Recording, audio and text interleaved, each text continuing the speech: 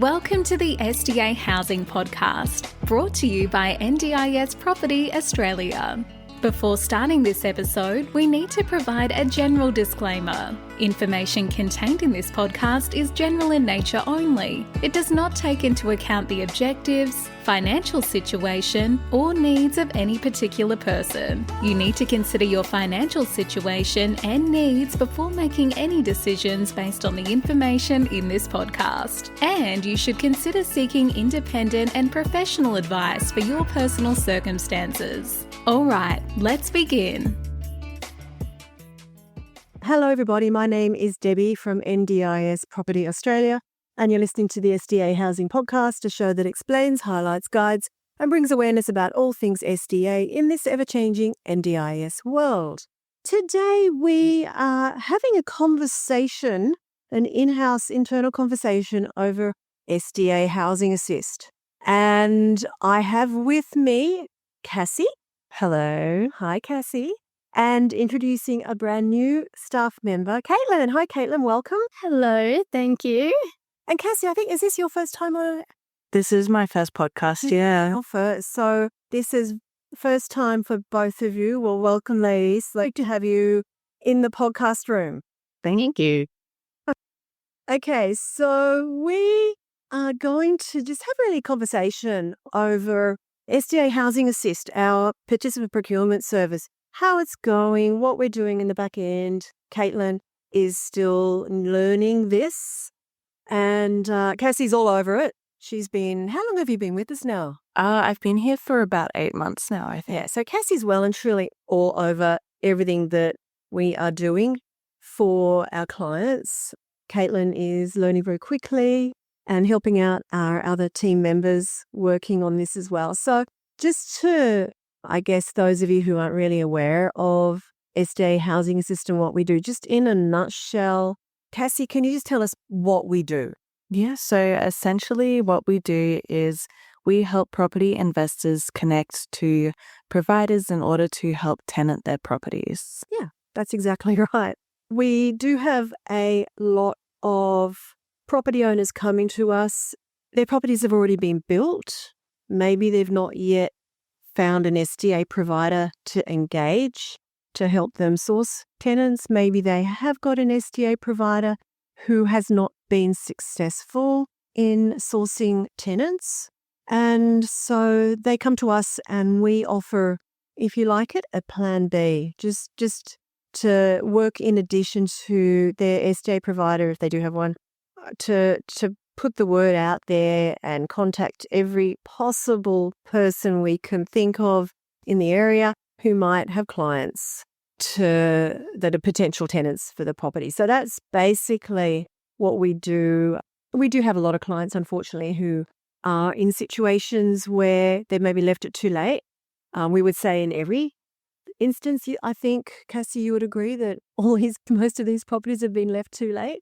Yeah, there are a couple property owners that have come to us like a month or two before completion, but most of them leave it way too late, yeah. Yeah. And obviously we'll go more into just a conversation on what we're doing, but this is just an introductory to where we're at and what we really are feeling about the space. Providers tell us, SDA providers tell us all the time, it takes 6 to 9 months to find a tenant for your property. I was speaking to one again this morning who said exactly the same thing. It takes 6 to 9 months. They're working on a few apartments in a complex in Sydney. They've now had those units for about 6 months and they're starting to get a lot of interest and a lot of queries coming through. And she said, it just reiterates that we say 6 to 9 months, and that is once again proven to be the case. So if you have a property that has been vacant for a month or two since completion and you haven't got a tenant in yet, that is absolutely normal. And it will take months, likely, before you see any movement on that, particularly if it's in an area that's got a good supply of SDA properties already. It's going to be obviously harder because there's more competition out there. So, Caitlan, you actually joined the team here in Brisbane last week. It's your second week now. But you have been doing a little bit of work for us previously you were living in Townsville, Yeah. which is one of our property hotspots. Yes, it is hotspots. So just tell us a little bit about what you were doing up there, the research. I don't actually know much of what you were doing, so if you can kind of... Yeah, for sure. When I first started, when Maddie was still working here, she was training me in how to research all the providers and looking on the NDIS provider finder and trying to navigate that. And I was mainly researching providers for in Townsville, and I was even taking drives in Townsville and seeing like what providers aren't like there on the list. And yeah, that was that for the moment. I was mainly just researching, waiting till I came here and started my proper training where I can make calls and things like that. Yeah. Good. Oh, and you also have been doing more research into Perth. Melbourne, Sydney, and probably moving to Geelong next, I think. Yeah. Cool. So, Kassy, just how overall has SHA been going? I think it's extremely difficult to find participants for these properties, only because all of the properties that we deal with, they're in oversupplied areas and the property owners are coming to us really late in the game and they're getting frustrated with the lack of progress. But we've only been working on the client for like a month or two, so we still have that 4 to 7 month mark left to go until it hits like an appropriate time. Yeah, I mean, if we do find someone within those first few months, I mean, that's actually quite lucky. Yeah. Yeah. So what are the main challenges? Obviously, you just mentioned the fact that many of these properties are in oversupplied areas. What other challenges would you say you're really up against? The providers as well, whenever we contact them, they tend to think that we're trying to poach their clients, which is absolutely not the case whatsoever. Yeah. Yeah, we've been in this industry now for coming up to 5 years when Min started a business and I joined him shortly after. And we have just found that within the NDIS provider world, it's a very different world out there. People don't want to give away information.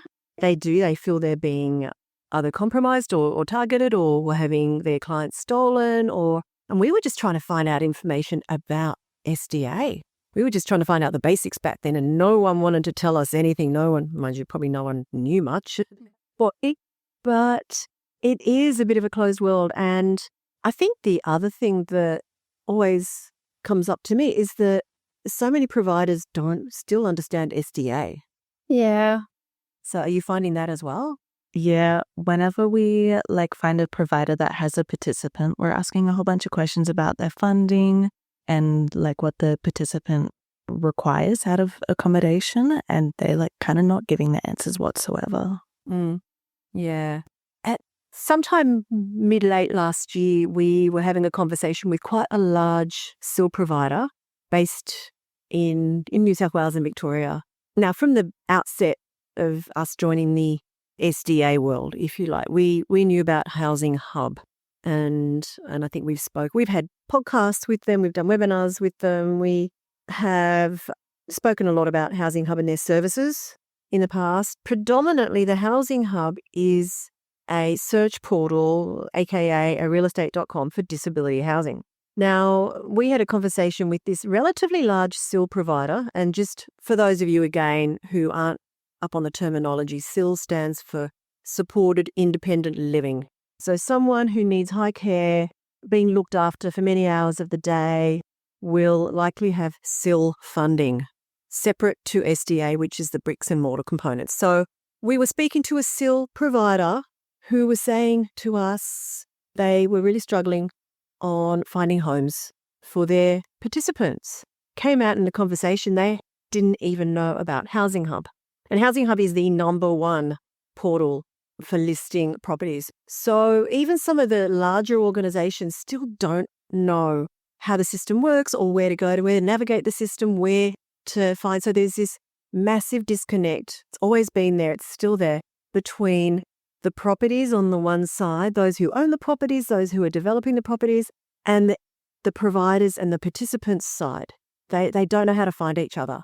So Yeah, definitely. I'd imagine one of the biggest challenges is going to be, in a way, kind of educating the people you're speaking to. Well, this is what it's about, but we don't have time to explain the whole SDA process to everybody.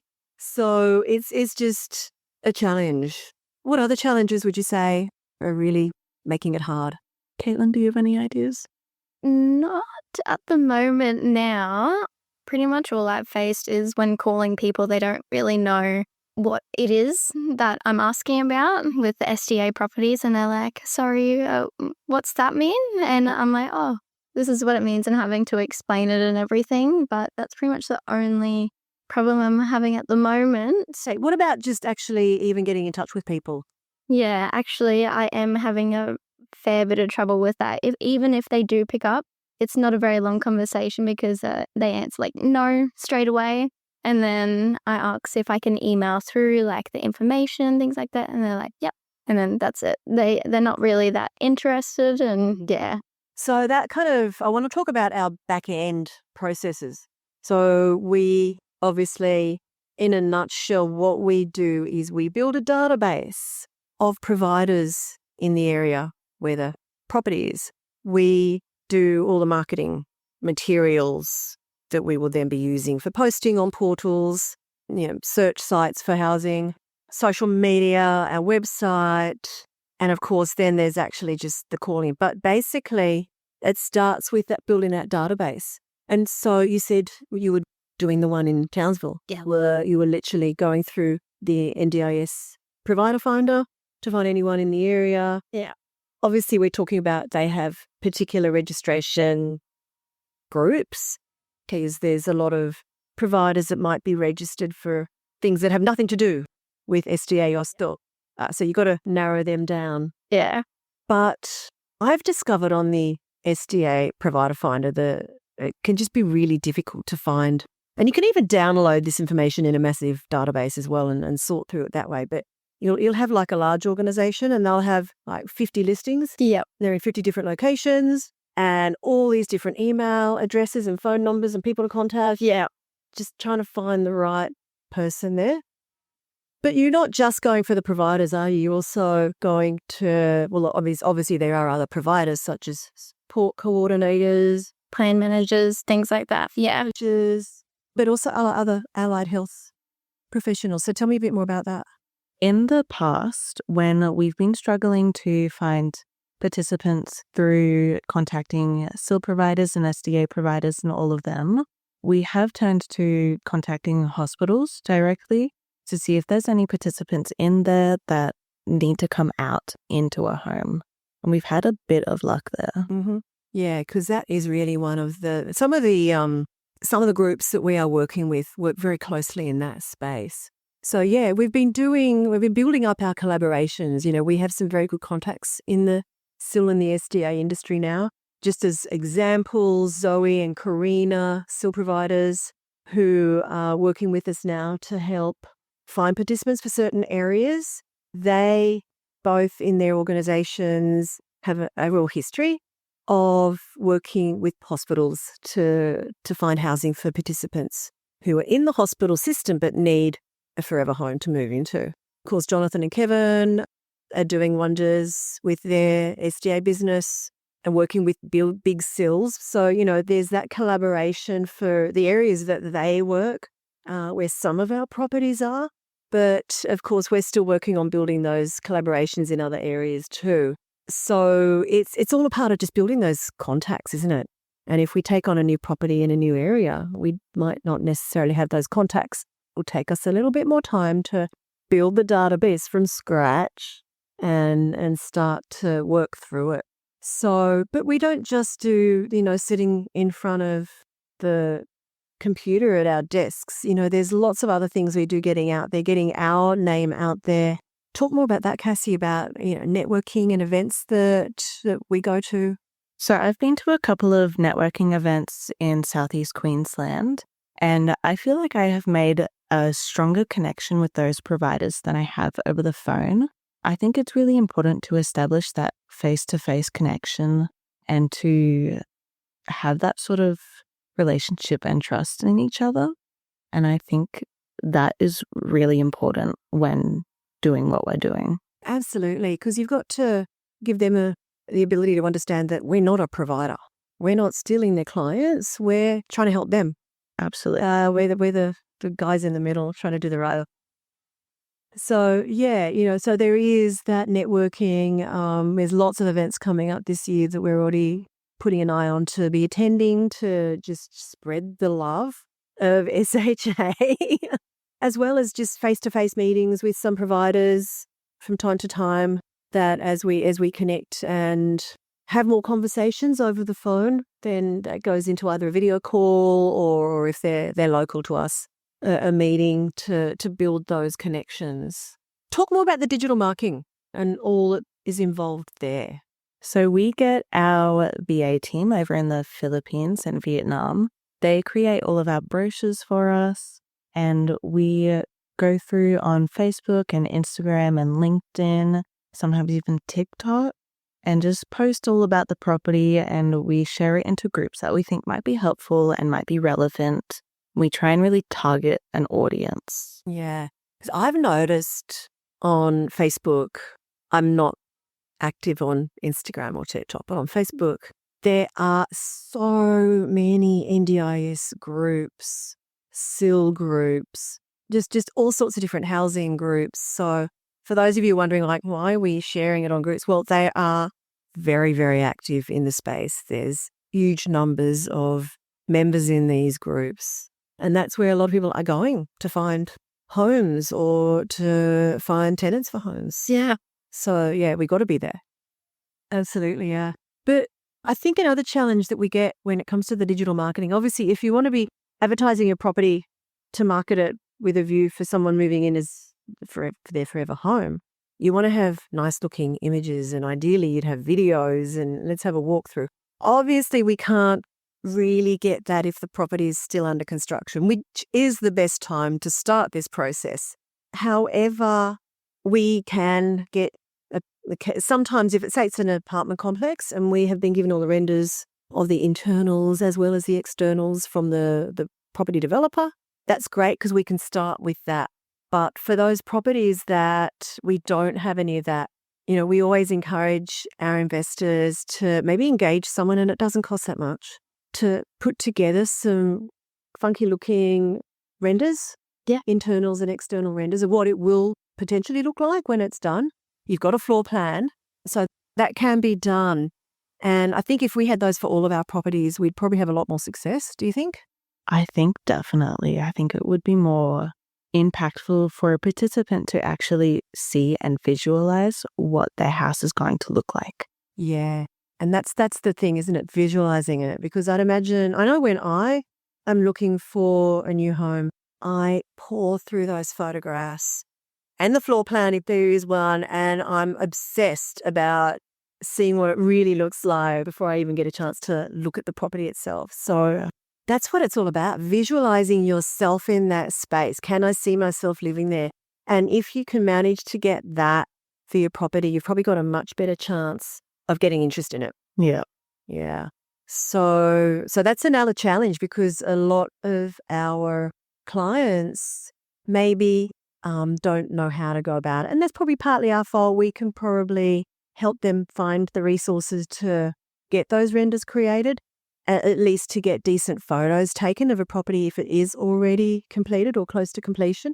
So we can come up with some really good marketing materials, because that when we speak to providers and they are marketing properties, they say the ones that they feel quicker are the ones that they've got really good visuals of. Yeah.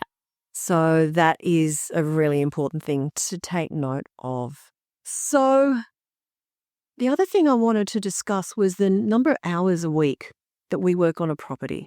So I think at the moment, the majority of ours are 4 hours a week, 5 hours a week. Have a couple that maybe are a little bit less. And Min and I had a conversation over this again this morning. And basically, he's come up with the 2-4-6 rule. If your property is 6 or more months out from completion, you should be giving 2 hours a week to us to work on spreading interest of the property, contacting the SDA providers, the SIL providers, letting them know this property is under construction, it's in the works, to generate interest. Now, why would we start that early? Because it can take 6 to 9 months to get a tenant. Secondly, we start that early just because a potential participant might be found, a potential tenant might be found, but they might not have the funding in their plan yet. They might need to go through that whole application process to get SDA funding. That can take an absolute minimum of 6 to 12 months. So we need time. If we're going to do this right and we're going to do this effectively and efficiently, a couple of hours in those early months is good. We would like to say more hours even at that stage. But, we understand it's all comes down to the money spent everywhere. So, 2 hours a week is a good start. Once you get to 4 hours or 4 months out, up it to 4 hours a week. And once you get to 2 months out, you should be looking at engaging us for 6 hours a week to work on this. Because if you think back to everything we're doing in the back end, yes, there's that whole database creation and marketing creation. And most of that is done in the initial month or two. We're constantly updating it though. But the majority of work is literally the emails, the cold calling, the face-to-face discussions and meetings, the networking we're doing. And those do take time, especially if we're driving out to a networking event. We're driving out to meet a provider at their office. Those hours can be eaten up pretty quickly in that time. And that's what we need to be doing at that stage of the property development to try and get the interest needed to get your property filled. So I think the other feedback we're getting with clients that we have had engage us is that, you've been doing this for 3 months, there's been no results. And then they don't want to continue because they don't see the value in it. Again, it takes 6 to 9 months to get a tenant on average for SDA properties around Australia. So look, if it came to us as an already built and empty SDA property, and you are considering one of your options being selling, well, maybe it is time to start looking at that. Or, give us another few months to see if we can get some more traction. What are your thoughts on that, Kassy? We have obviously seen a lot of people do give up after the first few months. We have, yeah, but we've also found participants for some clients before, and the clients have just turned away the participants saying no, it's not enough funding. Even after we explain this is probably the best you're going to get, take it or leave it, they'll always leave it and then get upset with us for not finding a HPS client in a very oversupplied area. Yeah. So, and that all comes down to the supply and demand, which is one of the very first things we look at. If we know it's an oversupplied area, we know, and the owner of the property should have been aware of this when they bought the property, that whilst the potential returns of having a highest funded, high physical support tenant in the home look great, it's not the reality in most cases. And yet, I still hear that as well. And we do get that pushback. Well, okay, this participant only has 60,000 in their plan, but it's not the 110 that I was expecting. But you were told that it will be less. Yeah, but no, I'm still expecting the highest amount. So it all comes down to the fact, doesn't it, that the number of participants down there with that highest funding are a small percentage of the pie. Yeah. And I mean, obviously you are having conversations with providers who've got participants, who've got a certain amount of funding in their plan. What would you say that you've come across so far is the average amount of funding? I would say anywhere from 60 to 80. Yeah. I think, yeah. Exactly. So that's pretty much the ballpark we're seeing also in properties that are coming to us to resell tenanted SDA properties, average 60 to 80 per tenant for sure. So that you would assume is a good indication that that is going to be the average SDA funding across the board for most participants. So if you do get an offer from a participant who's got 60, I think it should be seriously considered. And remember, there's always the option to request that participant. It could be part of your agreement with the SDA provider on allowing them to move into the property and accepting their tenancy application, that they submit a change of circumstances to get their funding increased in line with the property. We just had an episode very recently released on that, all about funding changes for SDA. So, there is that opportunity. And remember, you've got 20 years. You both ladies are aware, 20-year time frame that an SDA property is enrolled as a new build. So that income will continue to grow, firstly, by CPI every year. Secondly, if you get someone in who at least has SDA funding, it might take a couple of years, but if they can get their plan changed and the funding increased, you're getting more money. So don't expect the highest amount from day one, but expect a good income from, maybe 2 or 3 years down the track. You're much more likely to get a higher income from participants that maybe didn't have that funding in the first place. And we also have just had an episode recorded. I'm not sure if it's released by the time this one is released, on the anchor tenant.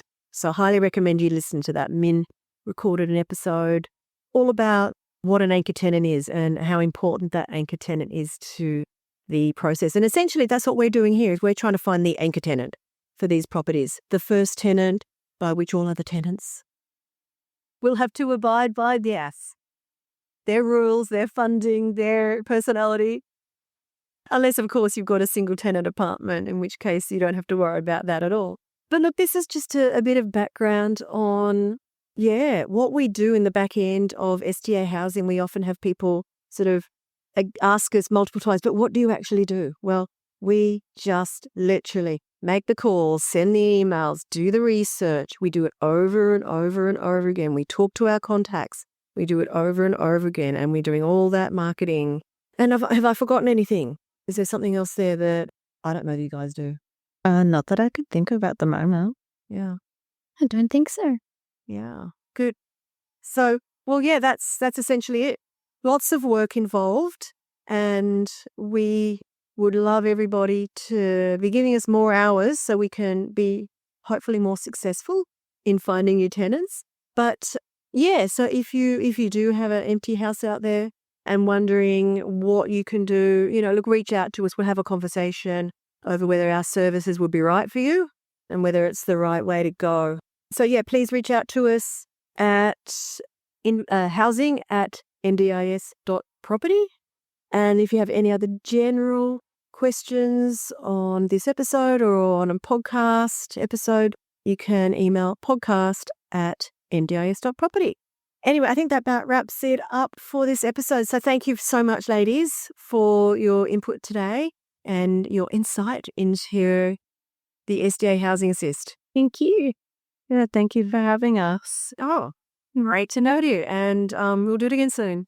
Sounds good. All right. Bye now.